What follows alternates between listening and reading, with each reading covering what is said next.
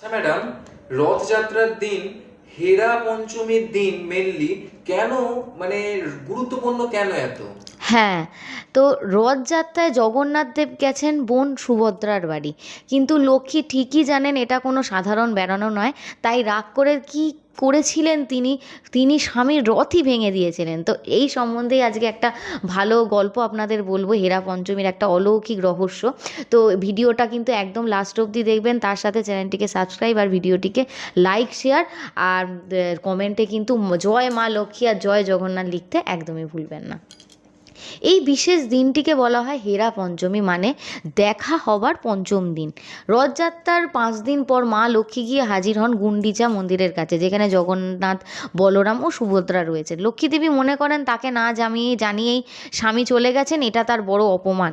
তাই তিনি যান অভিমানিনী রূপে, কোনো ভক্ত বা বাজনা ছাড়া একদম নিঃশব্দে। মা লক্ষ্মী যখন পৌঁছন তখন জগন্নাথ তার সাথে দেখা করতে আসেননি।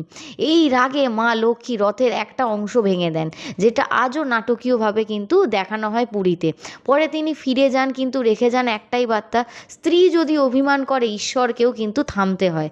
হেরা পঞ্চমী শুধু কিন্তু একটা নাটক নয়, এটা একটা সম্পর্কের পাঠ, যেখানে রাগ, অভিমান, মাপ করার মিলন সবই ঈশ্বরীয় পথে ঘটছে। মা লক্ষ্মী বোঝান ভালোবাসায় জবাবদিহি, দায়িত্ব আর মমতা থাকা দরকার।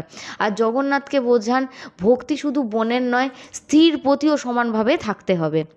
এই দিন আমাদের শেখায় সংসারে রাগ আসে, ভুল হয়, কিন্তু শেষে ভালোবাসাই জয়ী হয়। তাই কিন্তু কমেন্টে অবশ্যই আপনারা জয় মা লক্ষ্মী আর জয় জগন্নাথ লিখতে একদমই ভুলবেন না।